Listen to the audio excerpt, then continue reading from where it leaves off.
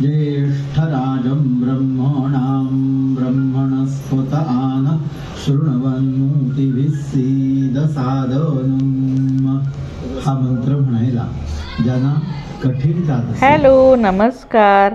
कसे आहात? मजेत ना? मजेतच राहा. आज मी आली आहे भावाकडे, म्हणजेच गणपती बाप्पा ज्या दिवशी स्थापना झाली त्याच दिवशीचा हा व्हिडिओ आहे.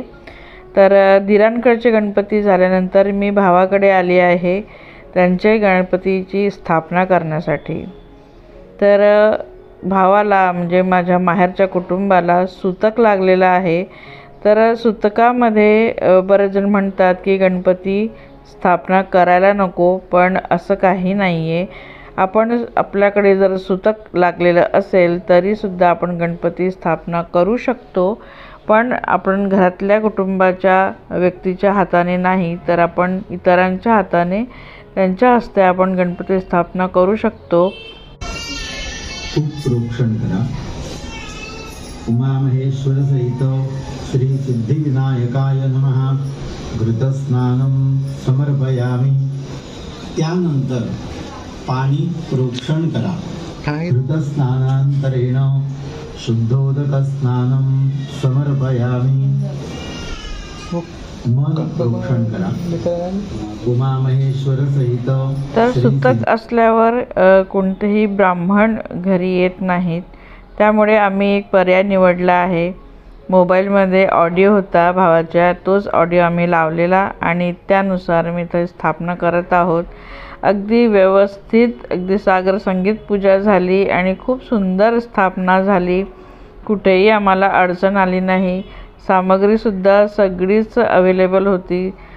ज्यांनी कोणी सगळे सामान आणला होता अगदी व्यवस्थित आणला होता यादीप्रमाणे. आणि इथं स्थापना देखील आम्ही हळूवार अगदी शांततेत करत आहोत. जसे ऑडिओमध्ये भटजी सांगत आहेत त्याप्रमाणेच आम्ही इथं स्थापना करत आहोत.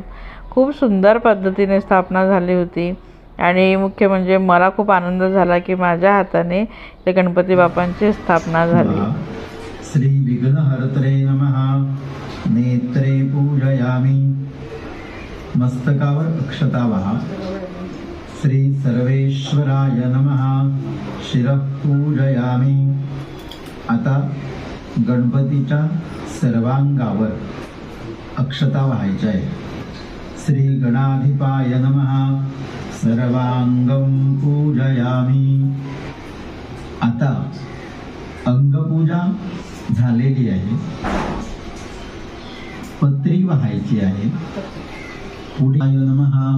मालती पत्रं समर्पयामि. माका. श्री गणाधिपाय नमः. भृंगराजपत्रं समर्पयामि. श्री वक्रतुंडाय नमः. शमीपत्रं समर्पयामि. एवढ्याचे पान. श्री एक. इथे ना मला मिस्टरांची देखील खूप मदत झाली. सामग्री अगदी वेगवेगळी करण्यापासून, सगळी मांडणी करण्यापासून तर पूजामध्ये जिथं माझा हात पोचत नव्हता गणपती बाप्पापर्यंत, तिथं म्हणजे जे काही वाहायचं होतं, समर्पित करायचं होतं ते त्यांनी करू लागलं आणि काही गोष्टीचं मार्गदर्शन देखील केलं. तर खूपच छान अशा सगळ्या गोष्टी घडून आल्या होत्या. तर असं कुठंच वाटलं नाही की त्यांच्या घरामध्ये सुतक आहे. खूप छान पद्धतीनं सगळी सामग्री पण मिळाली आणि पूजा देखील झाली. तर दोघांनी मिळून केली आहे स्थापना असं म्हणू शकतात, कारण त्यांची खूप मला मदत लाभली आणि खूप चांगल्या प्रकारे त्यांनी मला हे पूजा करायला मदत केली. तर सुतक जर असेल ना तर कधीच गणपती खंडित करू नये, म्हणजे गणपती बाप्पा बसवू नये असं करू नका. गणपती बाप्पा स्थापित करा.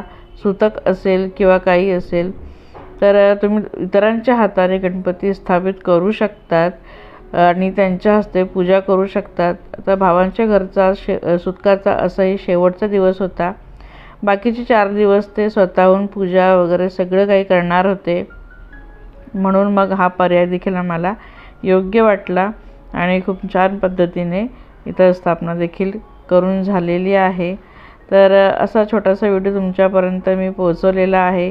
भावाच्या घरच्या गणपतींचे दर्शन तुमच्यासाठी मी करायला इथं हा व्हिडिओ बनवलेला आहे. नक्कीच तुम्ही बापांचे दर्शन करा आणि आशीर्वाद घ्या. आणि आजचा व्हिडिओ आवडला असेल, माझं म्हणणं तुम्हाला पटलं असेल तर प्लीज व्हिडिओला लाईक करा, कमेंट करा, इतरांना शेअरसुद्धा करा.